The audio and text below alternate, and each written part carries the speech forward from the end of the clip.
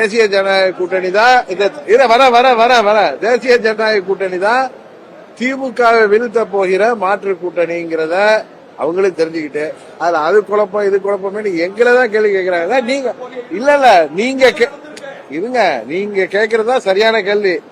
இந்த மக்கள் விரோத ஆட்சியில நடக்கின்ற முறைகேடுகள் ஊழல்கள் ஒரு குடும்பத்தின் பிடியில தமிழ்நாடு தத்தளிக்கிறது.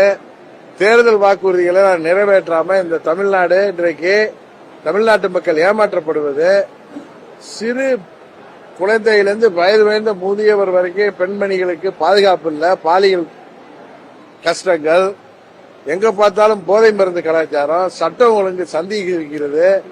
சட்டம் ஒழுங்கை பாதுகாக்க வேண்டிய காவல்துறைய அன்றைக்கு படுகொலை செய்கின்ற அளவுக்கு அஜித்குமார் கொலை போன்ற பல நிகழ்வுகள் நடக்குது.